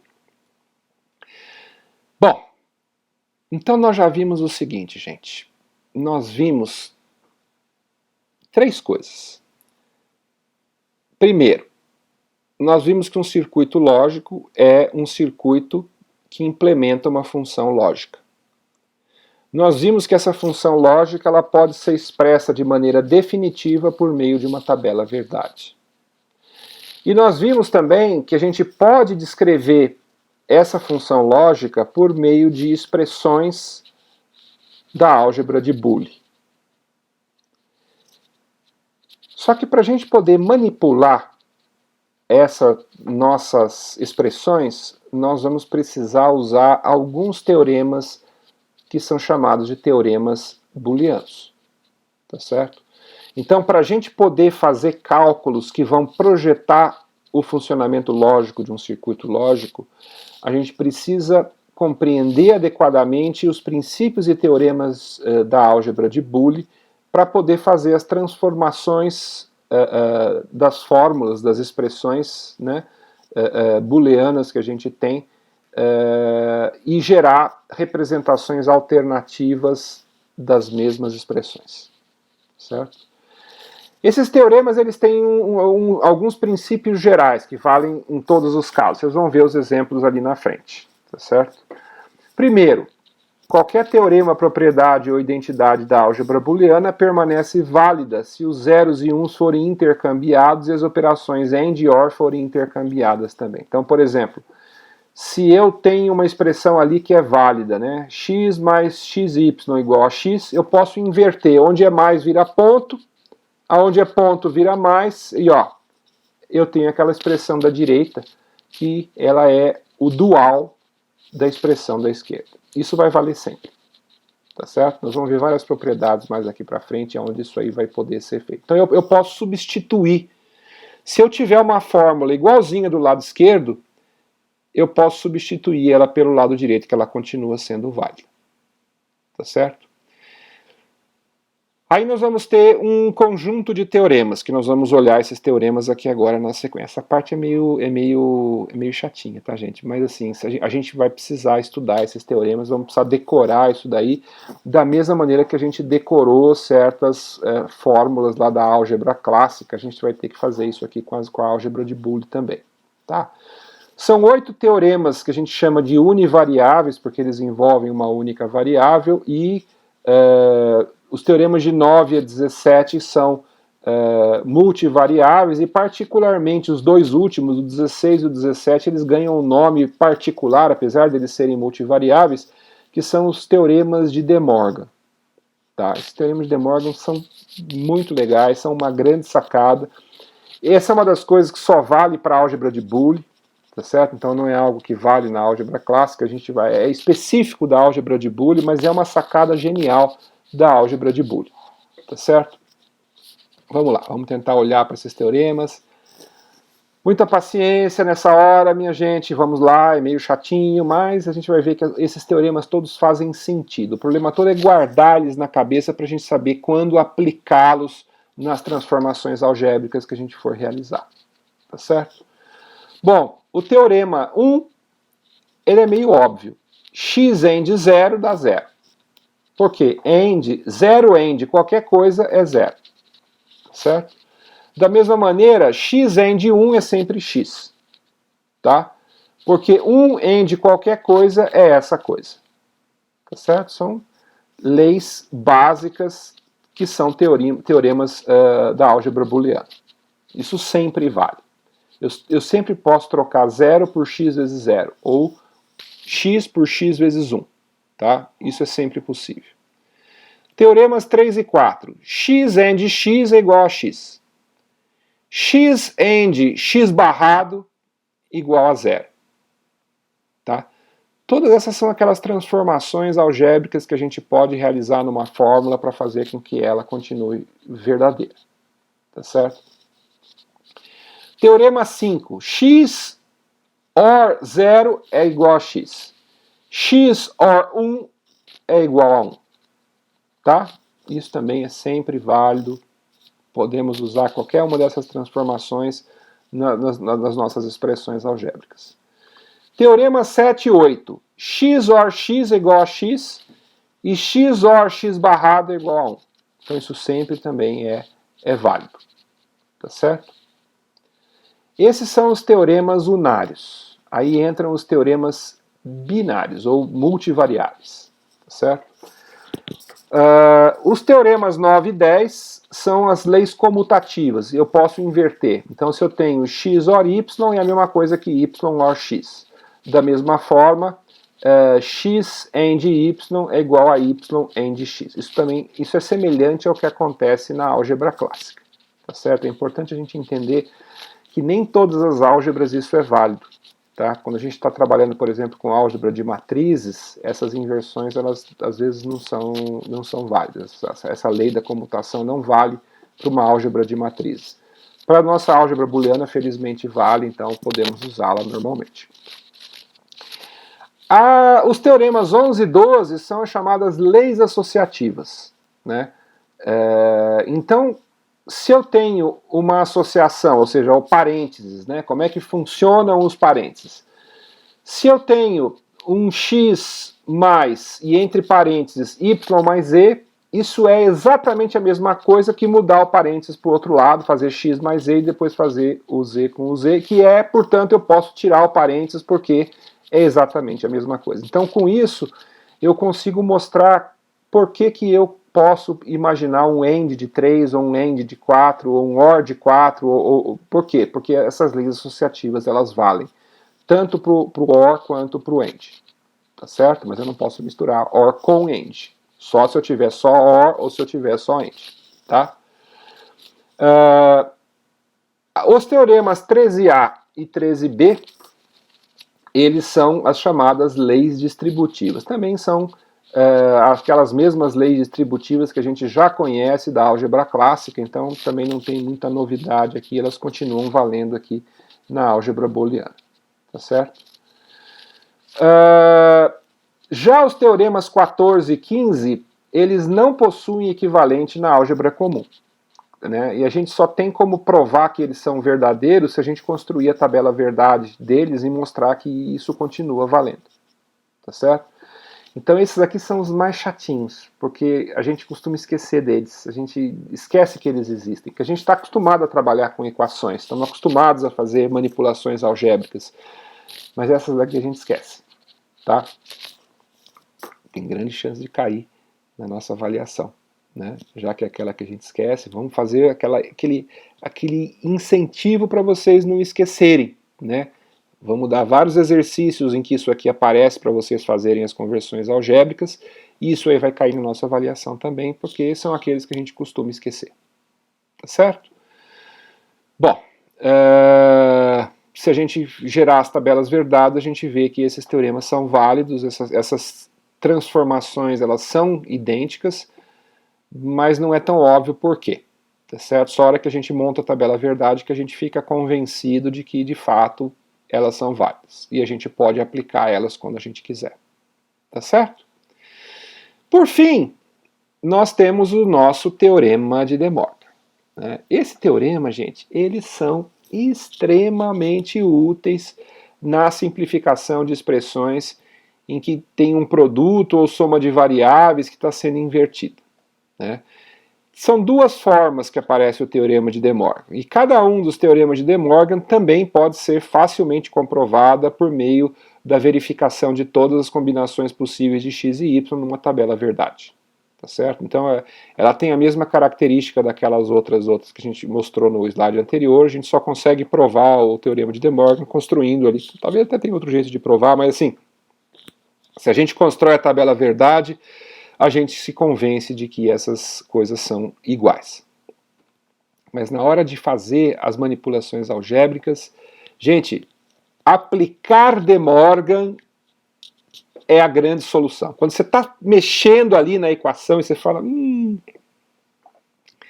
como que eu faço para separar essa barra que está pegando um pedaço enorme da minha expressão? É De Morgan. Tá? Repara que nos dois casos, o que acontece? Ó, eu tenho um pedaço que é coberto ali pela barra, né, pela negação, que é bem grande, e eu quero negar essas coisas separadamente. Então, ó, aplica De Morgan e você repara que a negação fica num pedacinho menor. Tá?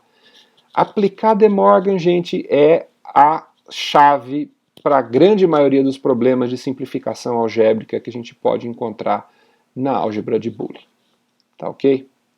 Legal, muito importante, tá, gente? Eu tô aqui passando rápido porque são vários, tá? Mas vocês vão aplicar muito De Morgan. De Morgan é um dos teoremas mais aplicados dentro da nossa álgebra de Boolean. Tá certo?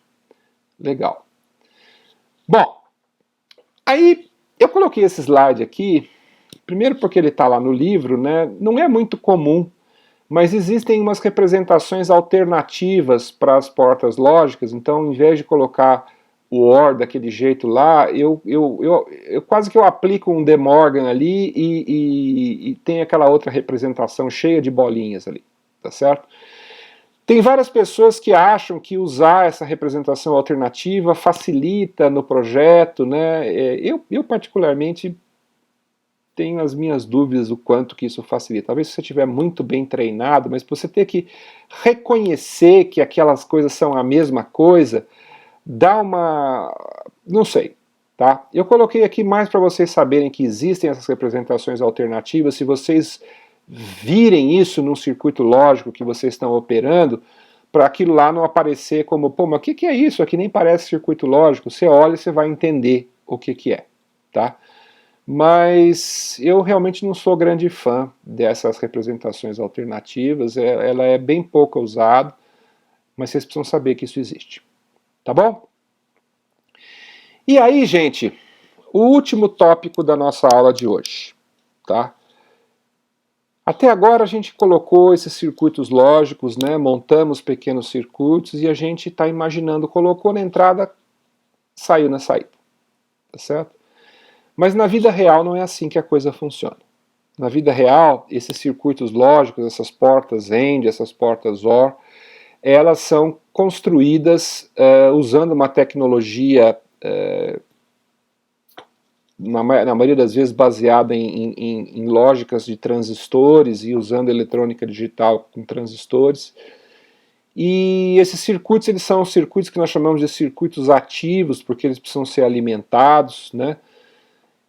E via de regra o que acontece é o que a gente chama de um atraso de propagação. Ou seja, você tem uma mudança no valor que está entrando na porta, existe um certo tempo até que esse valor se reflita na saída da porta.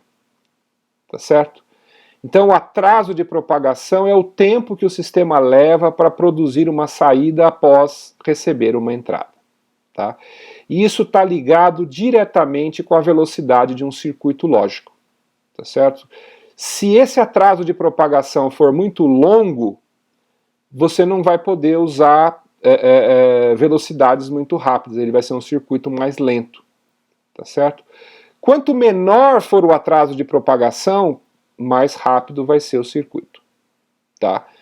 Nesse momento, eu só estou colocando aqui realmente para vocês saberem que esse atraso existe.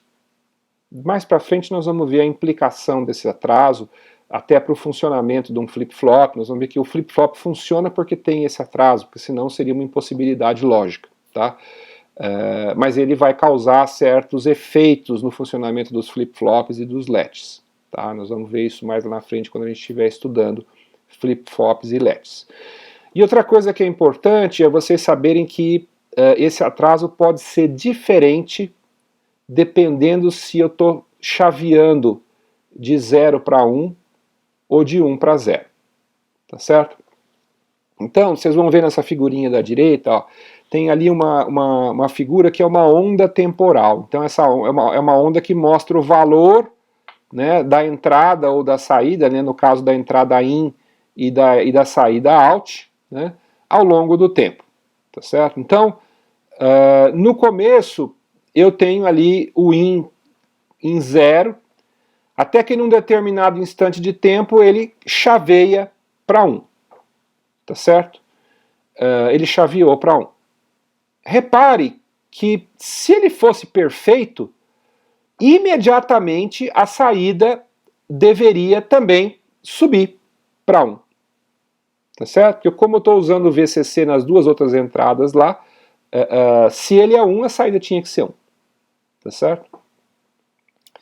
Na prática, eu tenho esse atraso de propagação, né, TPLH. O que é TPLH? É o tempo de propagação de low para high. Ou seja, é o tempo de propagação de 0 para 1.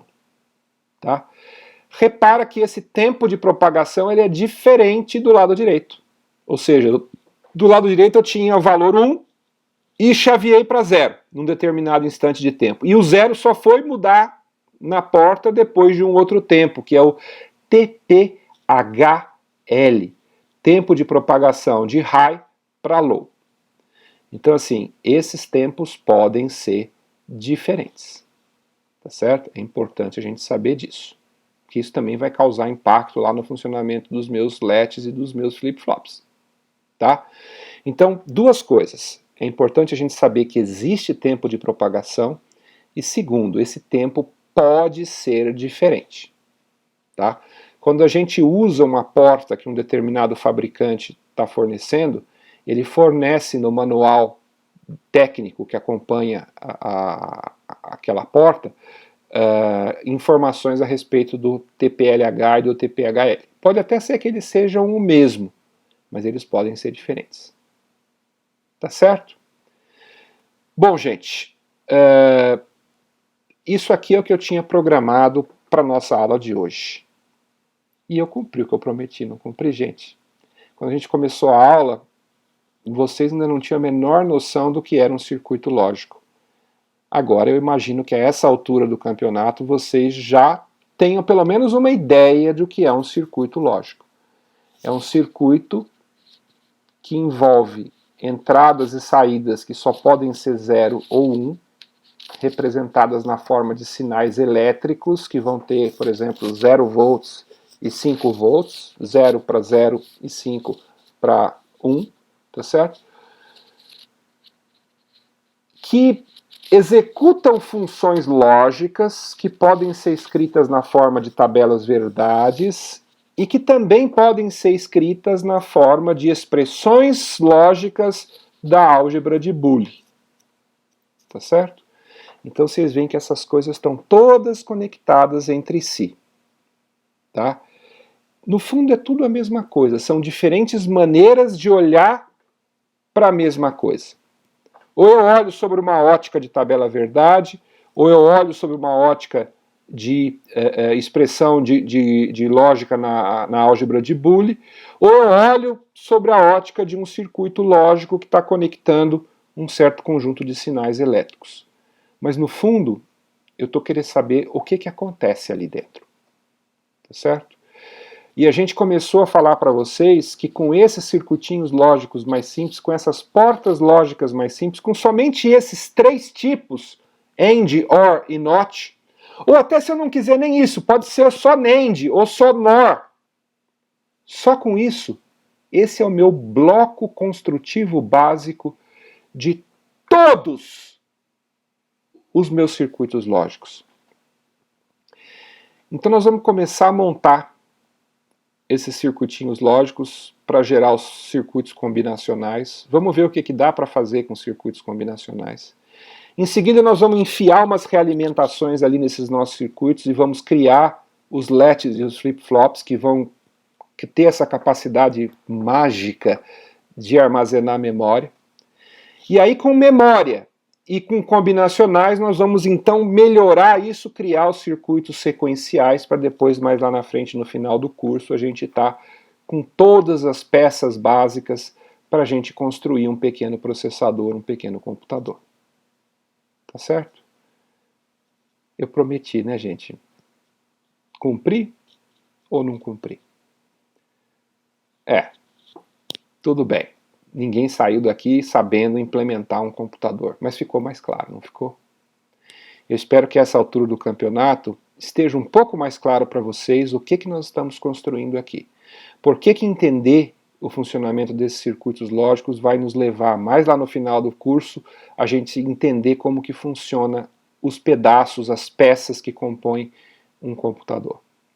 Tá certo? Nós vamos ver que tem...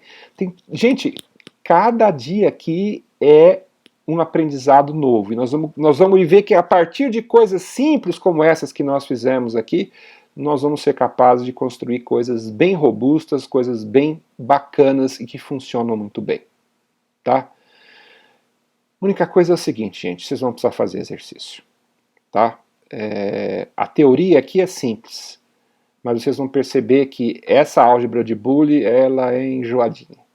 Tá? Vai dar um pouco de dor de cabeça, vocês vão ter que perder um pouco de tempo com isso, mas vai precisar ter uma pequena prática. É que nem tabuada, tem que decorar. Tá certo? Vocês vão ter que decorar aqueles teoremas da álgebra de Boole, até que isso fique impregnado na cabeça de vocês, para que vocês consigam fazer as manipulações algébricas necessárias para poder operar com a álgebra de Boole e aprender a fazer cálculo das funções lógicas dos nossos circuitos lógicos, certo? Mas nós vamos passar os exercícios para vocês, eu peço que vocês façam os exercícios, tá certo? Para aprender, tá? Porque é fundamental que vocês saibam como funcionam essas coisas para a gente poder seguir adiante no curso e começar a trabalhar com circuitos lógicos mais complexos, mais sofisticados. Tá certo? Gente, por hoje a gente termina por aqui, tá certo? E até a próxima aula. Até mais.